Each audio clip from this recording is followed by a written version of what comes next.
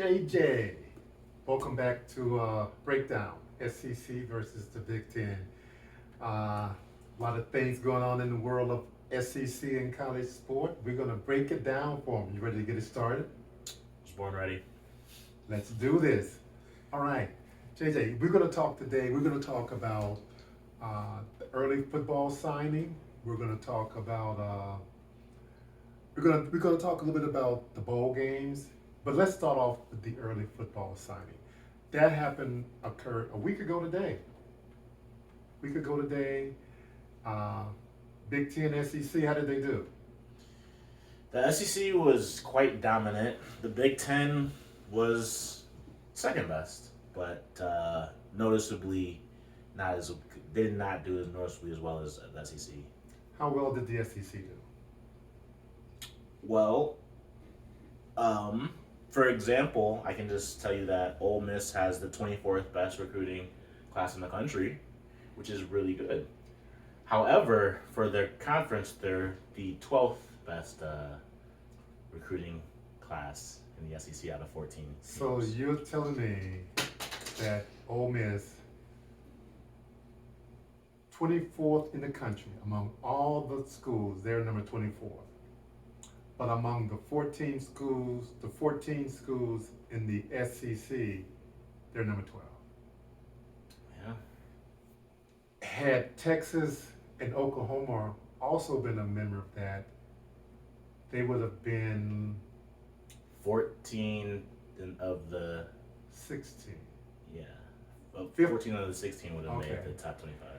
So that bodes pretty well for the SEC. Anyone close to the SEC? Any conference at all?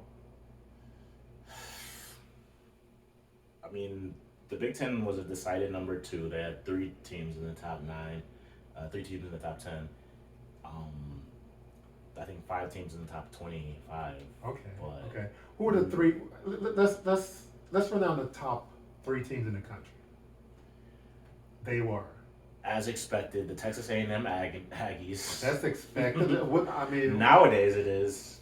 I'm always expecting it to be Alabama, Ohio State, Georgia, Oklahoma. You gotta follow the money. Ooh, there's a hint somewhere in that comment. So they had the top. A&M was number 1. Yeah, they sneaked past Alabama in the last second. Okay. Alabama came in number 2. Alabama came in 2. Nick Saban's dynasty. Now that is really to be expected. Texas A&M has done well in the recruiting trail before, but they haven't really matched those that potential with production. Okay, during the Kevin Sumlin era and now the Jimbo Fisher era, so one college football playoff team in Alabama was in the top 2. Okay. And third was another college football playoff team in Georgia. So the top 3 teams, you're telling me, were from the SEC? 2 were from the SEC West. And 1 was from the SEC East. Yeah. Who was the best Big Ten school? This will surprise no one, but that would be Ohio State, clocking in at 5. Ohio or State. 4. No, I mean, sorry, 4. Okay. Texas was 5. I'm sorry, I misspoke. So Ohio State 4. So they will dominate the Big Ten again in the future, it seems like. Who was closest to them? Well, just 2 spots behind them was Penn State at 6. That's pretty impressive for Penn State. Where was my maize and blue? And I don't mean my maize and blue, but I mean, where was the maize and blue? Well, yeah, the third college football playoff team in the top 25, Michigan, came in at number 9, which is top 10. Usually where they hover. They're usually second or third in the Big Ten and in the back end of the top 10 in the country. And so of the top 24 recruiting classes, the SEC schools had half of them. They had 12 of the top 24. it would appear to be that way. That's amazingly impressive. JJ, on the topic of recruiting, the number 1 recruit, where did he go to? The number 1 recruit as judged by 24/7 Sports, um, spurned his longtime commitment of Florida State to go to Jackson State. Jackson State, Yeah. historically black college and university, getting the #1 recruit in the country. Is that big?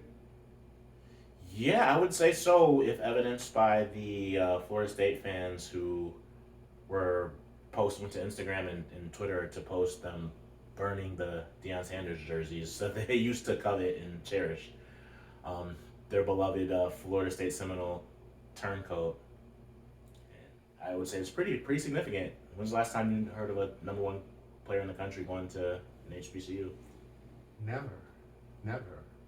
Why do you think he went? And did he do? And was it a smart decision on his part? Well, he's a humongous Florida State fan. Travis, his name's Travis Henry, right? Mm-hmm.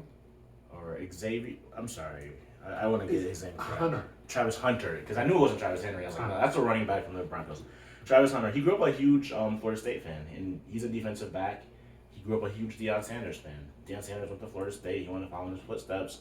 What better way to do so? Even closer than,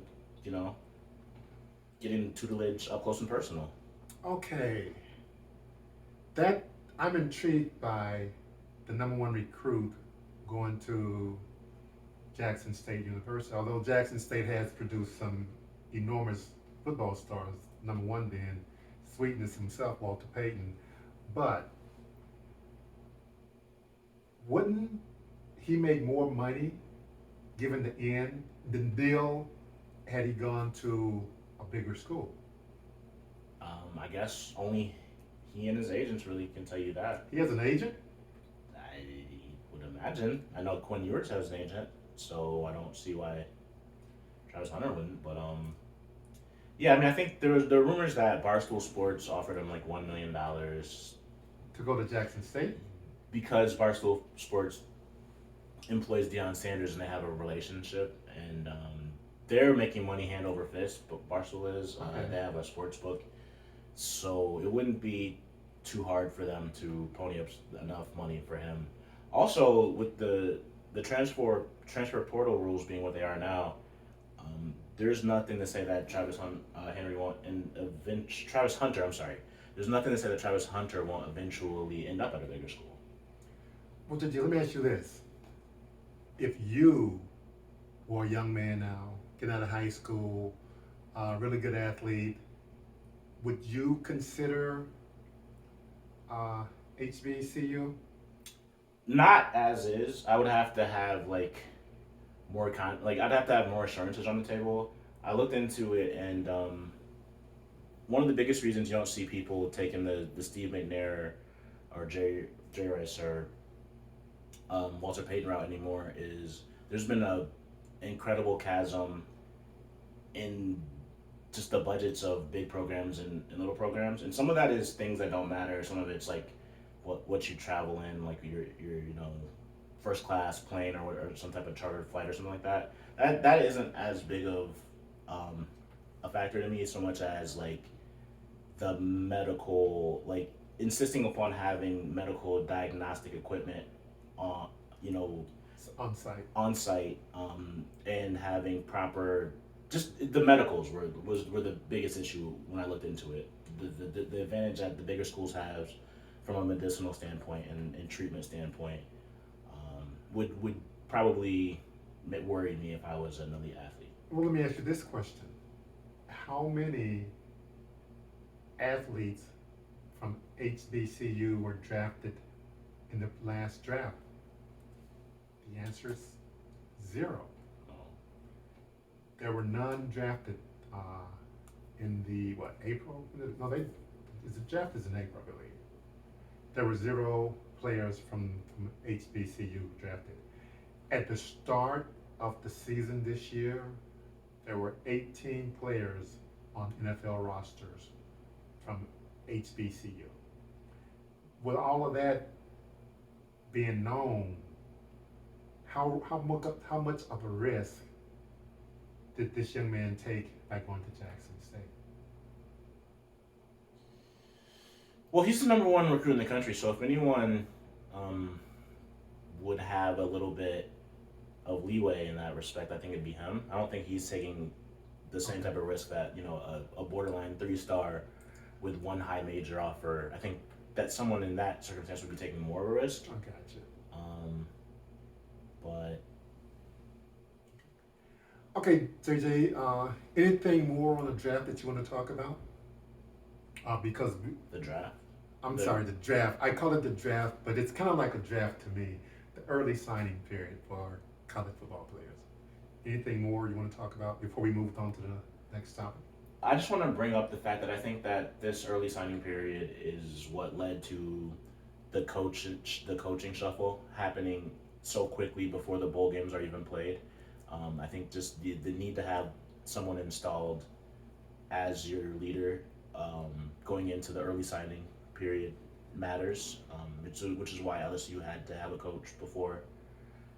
USC had to have a coach before the signing period. All these programs needed coaches, and funny money was thrown around so they could get their men. So You mentioned the coaches shuffling, and uh, Coach Leach. He made a comment about players skipping bowl games, mhm.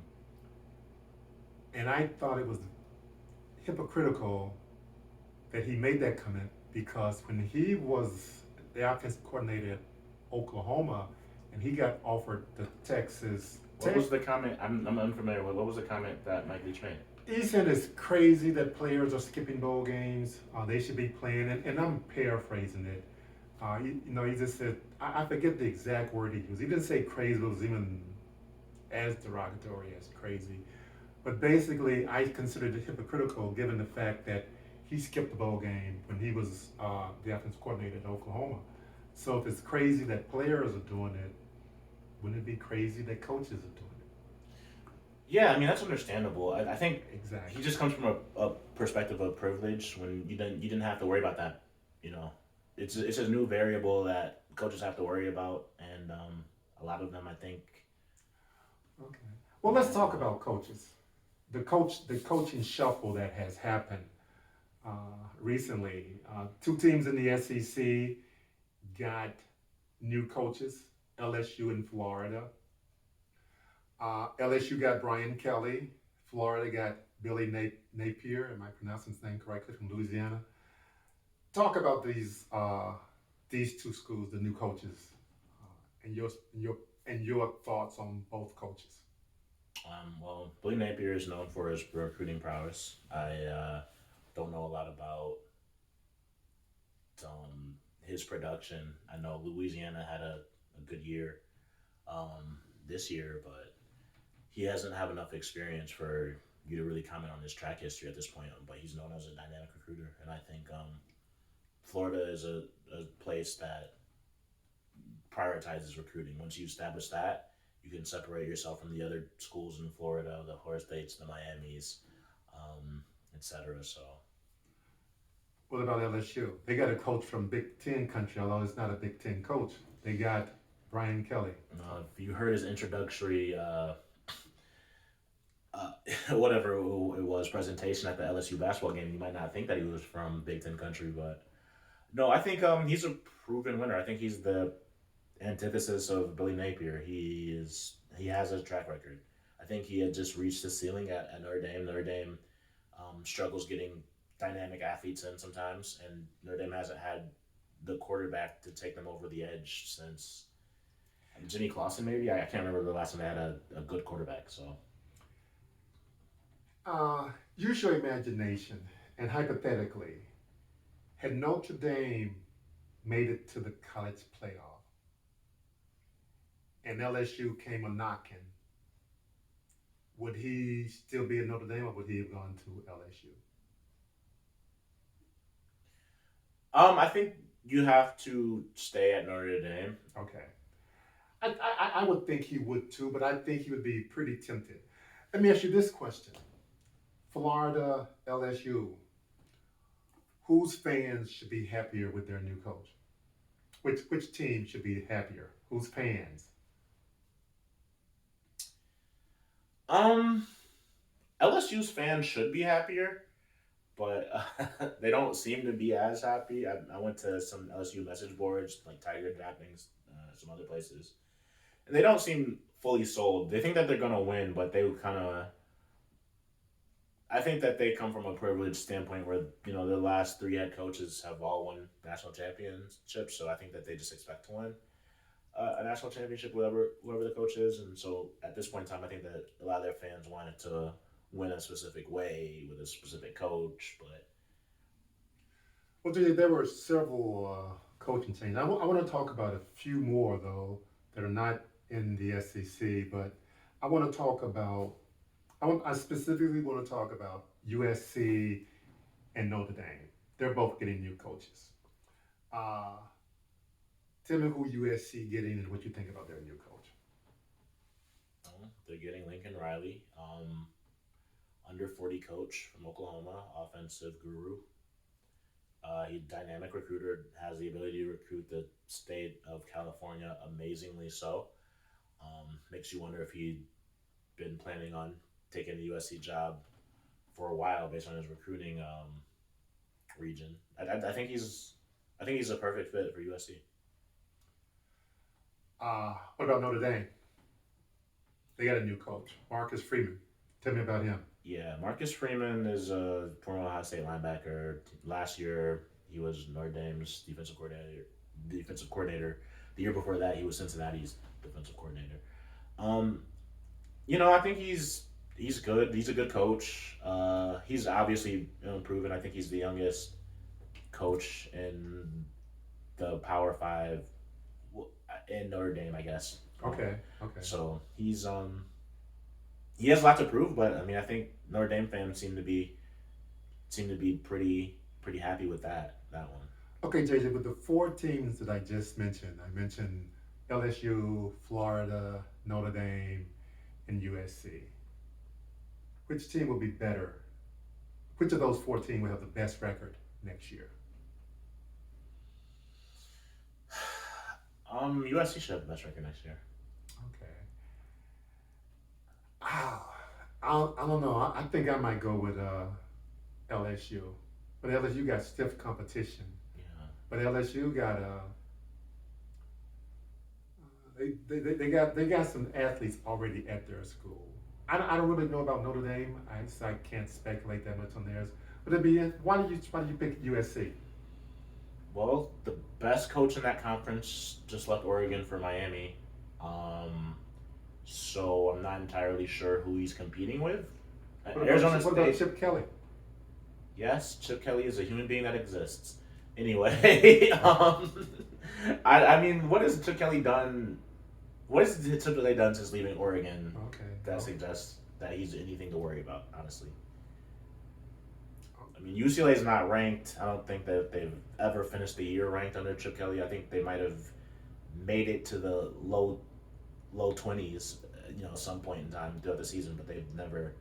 I don't even think they made it to the teens. So I do not believe in Chip Kelly. I think he's sticking to a system that other coaches have adapted to, and I don't think he's evolved with times. Okay. Interesting. Yeah, everyone's doing RPOs now. He was like the first guy to do a bunch of RPOs, but now I mean, Nick Saban in Alabama is doing all of that. So it's I don't know. He hasn't adapted. Him and Mike Leach. Well, JJ, let's talk bowl games.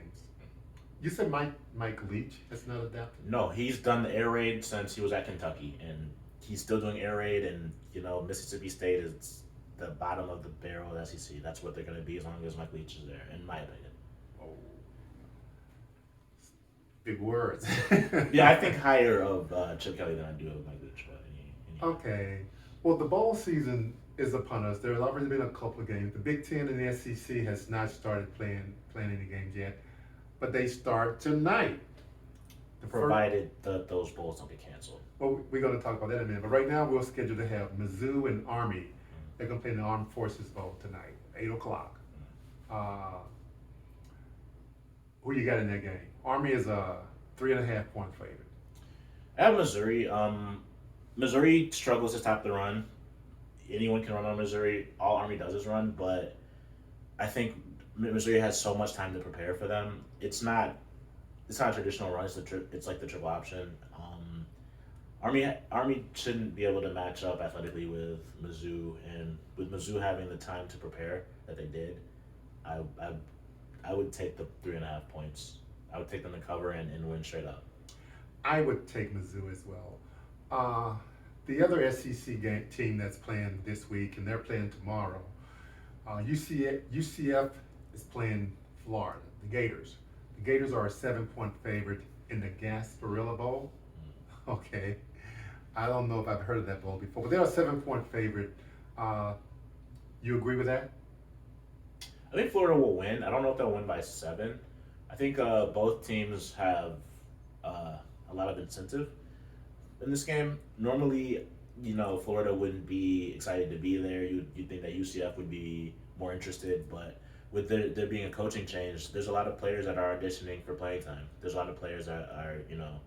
Now, to me, this is an interesting matchup. We got two teams from the state of Florida playing each other. You got Gus Malzahn coaching UCF. When last year he was coaching Auburn, so he's familiar with Florida. There's gonna be some states bragging rights, and I kind of look forward to that game. Those are the only games involving SEC teams this week. And next week when we get together, JJ, hopefully you and I will go into details in a lot of the other bowl games with the Big Ten and the SEC. But I think that should be an interesting game. Now, you mentioned earlier COVID. Tell me about the Tax Slayer Bowl and COVID. It will no longer be happening because of COVID. It will no longer be happening this year. Yeah, this year. Okay, so it's been canceled. Because of COVID, Because of COVID. Texas A&M had an outbreak, and do you think others may follow? yeah, the NCAA announced that it doesn't matter if it's the playoff game. If it's a COVID related reason why players cannot play, that team will have to forfeit, no matter their vaccination status, no matter whatever. They said it doesn't it's possible we don't even see a college playoff game. Like if 3 out of the 4 teams have too much of a COVID outbreak to suit up the requisite number of players, they said that they will just forfeit. So okay. It's potentially. It could potentially be the worst. And COVID has been hitting sports right now. Now, there's been numerous basketball, hockey, soccer games. The NHL shut down operations. Basketball delay its Christmas games, and Well, I'm hoping, among hope, that the bowl season goes on. I know my Razorbacks were not allowed to play in a bowl game last year, and I'm looking for hopefully they play this year, even though they got 2 key players who won't be playing. But that's another thing I'm going to talk to you about. NFL eligible players skipping bowl games. But we won't go into that today, but maybe at some point we will go into that. Yeah. Speaking of, I want to talk about awards. We talked about the Heisman the last time. There was an award that the Wolverines just recently received. Yeah, the Joe Moore award for the best offensive line in the country. I think it was down to, I know Michigan and Kentucky were like the 2 finalists for it. But I think Army might have been involved. I can't remember, but the award did go to the Michigan Wolverines for having the best offensive line unit in the country, which they will need to go up against Georgia, that's for sure. I think Georgia may have the best defensive line in the country. I think it'll be a good game. I think you might be seeing the 2 best defensive lines in the country facing each other. That's true too. But I'm impressed with Georgia's offensive line as well. JJ, we're going to run against the clock, but I got a new nickname for you. Oh, do you know? I do. I'm all ears. What is this nickname? Your new nickname is the Stats Man. Interesting. We'll see if that one sticks. I'll come up with a nickname for you for next one. Okay. We're going to get ready to wrap it up, but remember what the stats man always says. The more stats, the most stats, the more money. Get your stats before you lay down your money. That's all I can say. I'm out of here, JJ. Peace. Out. WPS, what you got? The last thing I want to say is the Cincinnati Bengals are currently in first place in the AFC North. All right, have a good one. Peace out, bro.